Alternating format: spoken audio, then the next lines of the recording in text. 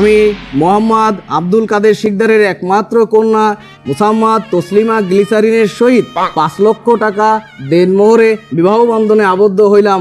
বলো বাবা, কবুল?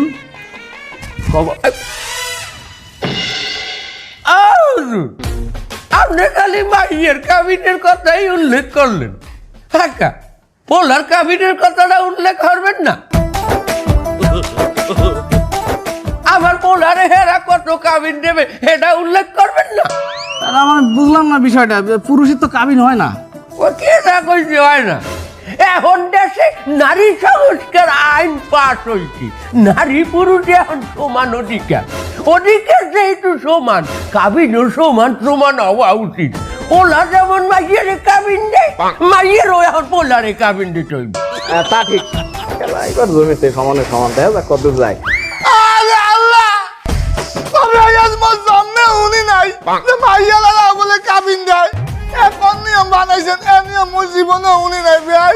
ও ভাই, আপনার জন্মে আপনি যা যা না দেখছেন, এই জন্মের নারী মধ্যে এই সব জিনিস দেখতে আসেন না।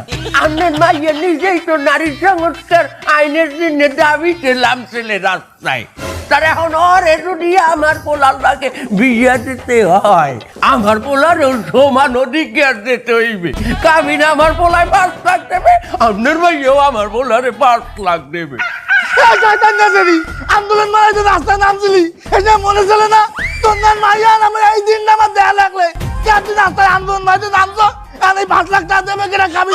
তোর মা ইয়ে দেবে।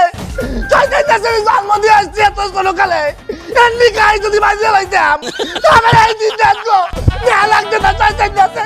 আচ্ছা যাই হোক, আইন সবার জন্য সমান, যেহেতু একটা আইন করা হয়েছে, এখন আমরা এর বাইরে যাইতে পারবো না। ওই চাইতে গেছে দিন কি করে 5 লাখ টাকা মধ্যে হইবে? করাত করে দিব, তোর মায়েরও লই যাবো করাত করতে। আচ্ছা বলো, যে বরকেও 5 লক্ষ টাকা দেনমোহর ধার্য করিয়া এই বিবাহ সম্পন্ন হইল। তোর বাসে আন দেখ, তুই নে কর, তুই আন বিয়া তোর ভাতারে ঘর করা লাগবে না। চাইতে গেছে বলো বাবা, কবুল?